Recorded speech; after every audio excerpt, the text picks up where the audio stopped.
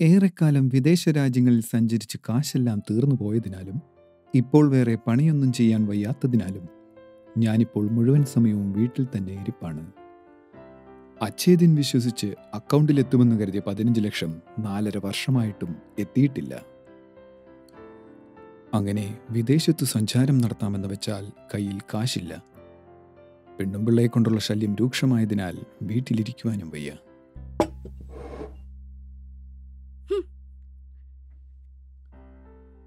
എന്തു ചെയ്യണമെന്നറിയാതെ വിഷമിച്ചിരിക്കുകയായിരുന്നു ഞാനപ്പോൾ.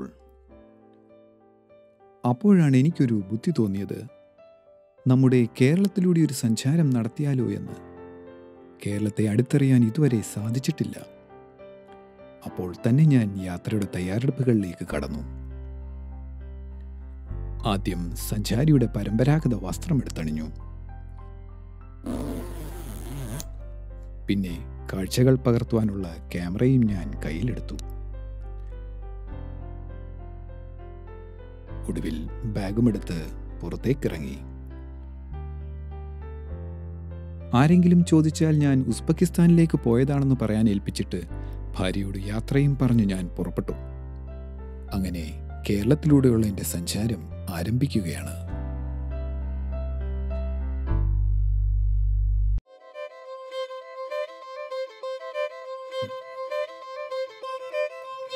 പിറ്റേന്നു പ്രഭാതം. ഞാനിപ്പോൾ നിൽക്കുന്നത് കേരളത്തിൻ്റെ തെക്കേയറ്റത്തുള്ളൊരു പട്ടണത്തിലെ റെയിൽവേ സ്റ്റേഷന് മുന്നിലാണ്. ഇപ്പോൾ സമയം രാവിലെ 7 മണി കഴിഞ്ഞ് 3 മിനിറ്റ്. പ്രധാന കവാടം പിന്നിട്ട് ഞാൻ വെളിയിലേക്ക് നടന്നു. ഇപ്പോൾ ശൈത്യകാലമായതുകൊണ്ടാണെന്ന് തോന്നുന്നു റോഡിൽ തിരക്ക് നന്നേ കുറവാണ്. അപ്പോഴാണ് ഞാൻ ഒരു കാര്യം ശ്രദ്ധിച്ചത്. എവിടെ നിന്നോ ഉച്ചത്തിലൊരു പ്രസംഗം കേൾക്കുന്നുണ്ടായിരുന്നു. മാതൃഭാഷയിലുള്ള ആ പ്രസംഗം നല്ല ഒന്നാന്തരം വെറുപ്പിക്കലായിരുന്നെന്ന് പറയാതിരിക്കാൻ വയ്യ. ഞാൻ ഒരു നിമിഷം അവിടേക്കെൻ്റെ ശ്രദ്ധ തിരിച്ചു.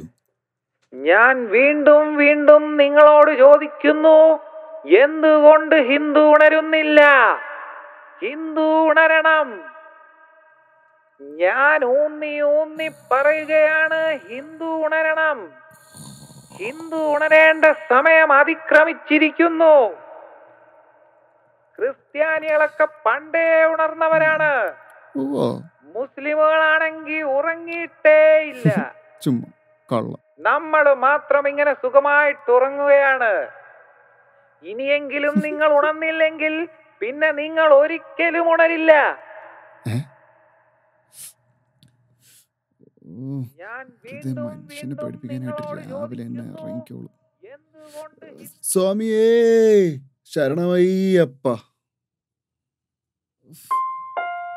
KJPയിൽ ചേരുവാനുള്ള താങ്കളുടെ അപേക്ഷ സ്വീകരിച്ചിരിക്കുന്നു. ഈ സുവർണ അവസരം പ്രയോജനപ്പെടുത്തിയതിന് നന്ദി. അതിന് ആരപേക്ഷയെന്ന്? ഓഹോ, അപ്പൊ ഇതായിരുന്നല്ലേ നിങ്ങളുടെ സുവർണ അവസരം. നാട്ടിൽ നടക്കുന്ന കാര്യങ്ങളെപ്പറ്റി ഏകദേശ ധാരണ ലഭിച്ചു തുടങ്ങിയിരിക്കുന്നു. ഞാൻ വീണ്ടും മുന്നോട്ട് നടന്നു. എന്തെങ്കിലും ഭക്ഷണം വാങ്ങിക്കഴിക്കുക എന്നതാണ് എൻ്റെ അടുത്ത ലക്ഷ്യം. അതിനായി ഒരു ഹോട്ടലിനെ ലക്ഷ്യമാക്കി ഞാൻ നടന്നു. ഹോട്ടലിന് മുന്നിലെത്തിയപ്പോൾ കറുത്ത ടീഷർട്ട് ധരിച്ച ധാരാളം ചെറുപ്പക്കാർ ബൈക്കിലും സ്കൂട്ടറിലുമൊക്കെയായി അവിടെ ചുറ്റിപ്പറ്റി നിൽക്കുന്നത് ഞാൻ കണ്ടു. അകത്തേക്ക് കയറാൻ തുടങ്ങിയ എന്നോട് അവരിൽ ഒരു ചെറുപ്പക്കാരൻ അവരുടെ ആപ്പ് ഉപയോഗിച്ച് ഓർഡർ ചെയ്യാൻ ആവശ്യപ്പെട്ടു. ഞാൻ അപ്രകാരം ചെയ്തപ്പോൾ അതേ ഹോട്ടലിലെ ഭക്ഷണം പാതി വിലയ്ക്ക് എൻ്റെ കൈകളിൽ എത്തിച്ചു തന്നു. ആപ്പുകൾ മൂലം ആപ്പിലായ ഹോട്ടലുടമ നിസ്സംഗഭാവത്തോടെ എന്നെ നോക്കുന്നുണ്ടായിരുന്നു. അവിടെ നിന്നും ഞാൻ മുന്നോട്ട് നടന്നപ്പോൾ അല്പം ദൂരത്തായി ബിവറേജസിൻ്റെ ഒരു നീണ്ട ക്യൂ കാണുവാനിടയായി. പരമ്പരാഗത വസ്ത്രവും പാശ്ചാത്യ വസ്ത്രവും ധരിച്ച ധാരാളം വ്യക്തികളെ എനിക്കവിടെ കാണുവാൻ സാധിച്ചു. ഞാൻ ക്യാമറയിൽ ഷൂട്ട് ചെയ്യുന്നത് കണ്ട് ചിലർ മുഖം മറയ്ക്കുന്നത് ഞാൻ കണ്ടു. അവിടുത്തെ സെക്യൂരിറ്റി ചേട്ടൻ എന്നെ രൂക്ഷമായി നോക്കുന്നുണ്ടായിരുന്നു. എത്യോപ്യൻ മൃഗശാലയിലെ കാവൽക്കാരൻ്റെ മുഖമായിരുന്നു അയാൾക്ക്. അവിടെ നിന്നും മുന്നോട്ട് നടന്നപ്പോൾ ഒരു ന്യൂസ് ചാനലിൻ്റെ ഓഫീസ് കാണുവാനിടയായി. അവിടെ ഒരു ചാനൽ ചർച്ച നടക്കുന്നുണ്ടായിരുന്നു. ഞാൻ ഒരു നിമിഷം ആ ചർച്ചയിലേക്ക് എൻ്റെ ക്യാമറ തിരിച്ചു വെച്ചു.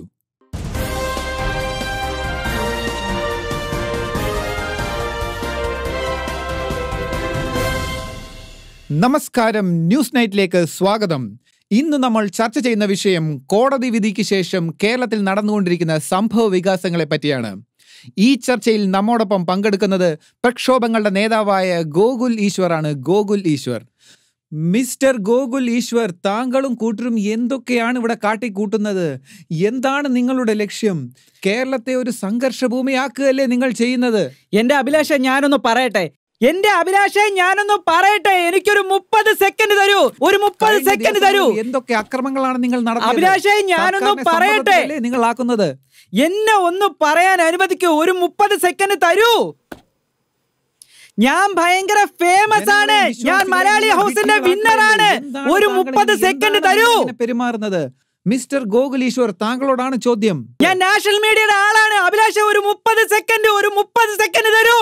ജനങ്ങളെയും വിശ്വാസികളെയും നിങ്ങൾ അഭിലാഷേ, ഞാൻ എന്റെ അപ്പൂപ്പന്റെ ചെറുമോനാണ്. ഒരു 30 സെക്കൻഡ് തരൂ. അഭിലാഷേ ഒരു 30 സെക്കൻഡ് തരൂ. കേരളത്തെ ഒരു സംഘർഷഭൂമിയാക്കാനല്ലേ നിങ്ങൾ ശ്രമിക്കുന്നത്? കഴിഞ്ഞ ദിവസങ്ങളിൽ എന്തൊക്കെ അക്രമങ്ങളാണ് നിങ്ങൾ നടത്തിയത്? ഒരിക്കലുമല്ല, തികച്ചും സമാധാനപരമായിട്ടുള്ള സമരമാണ് ഞങ്ങളുടേത്. ഒരു 3 ബസ് കത്തിച്ചു, ശരിയാണ്. 14 പേർക്ക് പരിക്കേറ്റു, ഒരാള് കൊല്ലപ്പെട്ടു. എന്നിരുന്നാലും ഞങ്ങൾ തികച്ചും സമാധാനപരമായിട്ടുള്ള സമരമാണ് നടത്തിക്കൊണ്ടിരിക്കുന്നത്. ഗാന്ധിയൻ മാർഗത്തിലാണ് ഞങ്ങളുടെ സമരം. ഗാന്ധിയൻ മാർഗം, തികച്ചും ഗാന്ധിയൻ മാർഗത്തിൽ. ഏതു ഗാന്ധിയാണ് താങ്കൾ ഉദ്ദേശിക്കുന്നത് എനിക്ക് മനസ്സിലാകുന്നില്ല മിസ്റ്റർ ഗോകുൽ ഈശ്വർ. നിങ്ങൾ ഇത് ചോദിക്കും അഭിലാഷ്, നിങ്ങൾ ഇത് ചോദിക്കും. ഞാൻ തയ്യാറെടുത്ത് തന്നെയാണ് വന്നിട്ടുള്ളത്. പുസ്തകങ്ങൾ റെഫർ ചെയ്തിട്ട് തന്നെയാണ് വന്നിട്ടുള്ളത്. 1942 ലെസ്ലി സായിപ്പ് അദ്ദേഹത്തിനെ പറ്റി എഴുതിയിട്ടുള്ള പ്രശസ്തമായ 2 പുസ്തകങ്ങളാണിത്. ബാലഭൂമി, അതല്ല, 1942 ലെസ്ലി സാഹിബിന്റെ പുസ്തകം, പേജ് നമ്പർ 742, 816. വായിച്ചു നോക്കാം. ഞാൻ താങ്കളിലേക്ക് മടങ്ങിയെത്താം. ഇപ്പോൾ MLA DC ജോർജ് നമ്മോടൊപ്പം ടെലിഫോൺ ലൈനിൽ ചേരുകയാണ്. മിസ്റ്റർ DC, താങ്കളുടെ മാനസിക നില തെറ്റിയിരിക്കുകയാണ് എന്നാണ് ഗോകുൽ ഈശ്വർ പറയുന്നത്. അതിന് താങ്കളുടെ മറുപടി? അവരുടെ തന്തയുടെ മാനസികാരാവശ്യത്തിലാന്ന് പറയിച്ച വൃത്തികെട്ടവരുടെ വീട്ടിൽ കരഞ്ഞോണ്ട് വന്നിട്ട് ആൾ എന്നോട് പറഞ്ഞു, സത്യം ഞാൻ പറയുമ്പോ എന്നെ മാനസിക രോഗം വെച്ച് അവനെ 16 തന്തകി ജനിച്ചവനാണെന്ന് ഞാൻ പറഞ്ഞെന്ന് വേണു അവനോടൊന്ന് പറഞ്ഞേക്കണം. ഞാൻ ഉമ്മൻചാണ്ടിയല്ല അവന്റെ തമാശകൾക്ക് കൂട്ടുനിൽക്കുന്നവനെന്ന് പറഞ്ഞേക്കണം. എന്റെ വീട്ടിൽ കരഞ്ഞോണ്ട് വന്നവനാണ് ഞാൻ. എന്റെ അഭിലാഷേ, ഇതിനേക്കാളിലും തറയായിട്ട് മറുപടി പറയാൻ എനിക്കറിയാം. സംശയമുണ്ടെങ്കിൽ ഒരു 30 സെക്കൻഡ് തന്നു നോക്കൂ, ഞാനിതിന് മറുപടി പറയാം. ഇല്ലെന്നുണ്ടെങ്കിൽ ഗൂഗിളിലുണ്ട്, കേരള ഹൗസ് പോയി സെർച്ച് ചെയ്ത് നോക്കിയാൽ മതി. അതിൽ ഏറ്റവും തറ ഞാനായിരുന്നു.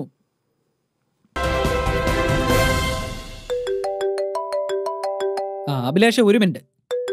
National media hello, plan A ചീറ്റിയോ? കുഴപ്പമില്ല, പ്ലാൻ Bയും പ്ലാൻ Cയും ഉണ്ടല്ലോ. രക്തം ഞാൻ ആവശ്യത്തിന് കളക്ട് ചെയ്തിട്ടുണ്ട്. മൂത്രവും കളക്ട് ചെയ്തുകൊണ്ടിരിക്കുന്നു. ബാക്കിയെല്ലാം ഓക്കെ അല്ലേ?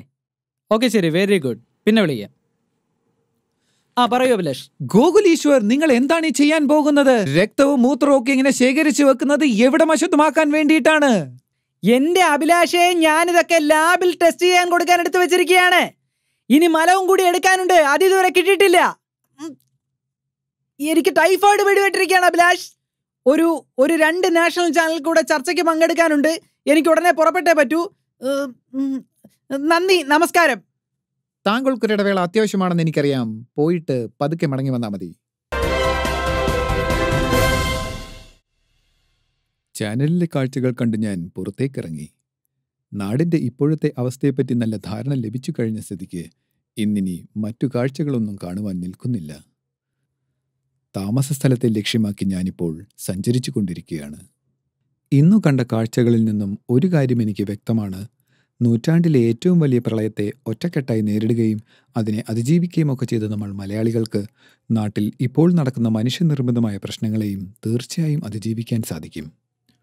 ഒരു കൈയിൽ ക്യാമറയുമായി കേരളത്തിലൂടെയുള്ള എൻ്റെ സഞ്ചാരം ഞാൻ തുടരുകയാണ്.